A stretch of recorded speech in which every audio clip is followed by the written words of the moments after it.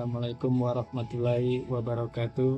Perkenalkan, nama saya Khairi, nomor induk mahasiswa 0548699945, mata kuliah Manajemen Pelayanan Publik, nama tutor Eti Apriana SOS MPA. Saya ingin mempresentasikan mata kuliah Manajemen Pelayanan Publik. Halo semuanya, di kesempatan ini saya mau berbagi pandangan saya tentang bagaimana cara menyusun solusi yang benar. Bias dipakai dan sering kita punya ide yang bagus tapi akhirnya gagal di tengah jalan. Biasanya itu sering terjadi karena idenya cuma didasarkan perkiraan saja tanpa ada acuan yang jelas atau langkah yang benar. Menurut saya, solusi yang baik itu harus punya unsur pembaharuan tetapi tetap biasa dipertanggungjawabkan, dijalankan secara bertahap. Solusi inovasi berbasis teori. Saya ingin menjelaskan apa yang saya pahami sebagai solusi inovatif. Hanya orang berpikir inovasi haruslah sesuatu yang belum pernah ada sebelumnya. Padahal menurut saya tidak selalu demikian. Inovasi melebihi kepada cara pandang atau metode yang dikembangkan dan disesuaikan dengan kondisi saat ini, tapi tetap kebijakan pada pengetahuan yang sudah terbukti. Di sini saya merujuk pada dua teori yang menurut saya cukup relevan. Teori inovasi yang menyebutkan bahwa sesuatu yang buruk akan lebih mudah diterima jika memiliki keunggulan yang dibanding cara lama. Sesuai dengan kemasyarakatan, tidak terlalu rumit dipahami dan manfaatnya bias dirasakan langsung. Teori pemecahan dari yang mengingatkan kita dari akar permasalahan, bukan hanya menangani gejalanya saja. Jadi intinya ide baru tanpa dasar yang kuat beresiko gagal, sedangkan teori yang kaku tanpa dikembangkan akan terasa usang dan tidak menjawab kebutuhan. Contoh solusi inovatif.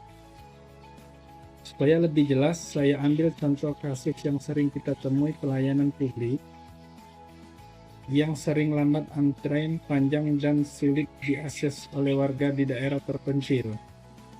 Solusi yang saya rumuskan adalah sistem pelayanan terpadu dan gabungan layanan digital, dan pendekatan saya anggap ini inovatif karena tidak hanya mengandalkan satu cara saja yang bias mengakses layanan sistem daring, tapi bagi yang kesulitan disediakan layanan langsung atau bantuan dari tokoh masyarakat setempat untuk juga sejalan dengan konsep tata kelola yang baik, di mana tidak hanya pemerintah yang berperan, tapi juga masyarakat dilibatkan agar hasilnya lebih cepat dan tepat sasaran.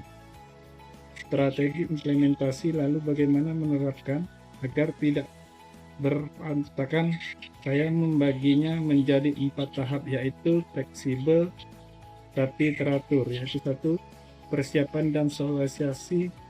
Kita tidak harus mengandalkan surat edaran, bisa disampaikan melalui pertemuan antar warga, media sosial, bahkan kita pakai simulasi sederhana agar semua kalangan paham. 2, uji coba terbatas. Sebelum diterapkan, di mana sekaligus dicoba dulu saat wilayah kecil ini perlu diperbaiki. 3, pelaksanaan bertahap. Jangan langsung ditetapkan di mana-mana sekaligus, berikan apresiasi sederhana bagi yang ikut serta supaya tumbuh sangat baik. 4, pemanfaatan. Sediakan saluran masukan yang mudah baik dari secara daring maupun langsung dan ikut keberhasilan secara nyata. Misalnya apakah secara waktu, fungsi semakin singkat, atau masyarakat merasa lebih puas. Penutup. Jadi kesimpulan saya, solusi terbaik itu adalah berpaduan antara ide segar dan pengetahuan yang sudah ada. Cara menerangkan pun tidak hanya kaku seperti aturan baku, tetapi butuh kerangka yang jelas agar tidak meluas dari tujuan. Kedua, kita bias menghubungkan kreativitas untuk menjawab tantangan zaman dan teori sebagai pedoman arah peluang keberhasilan dan jauh lebih besar. Semoga pemikiran ini bermanfaat. Terima kasih sudah menonton.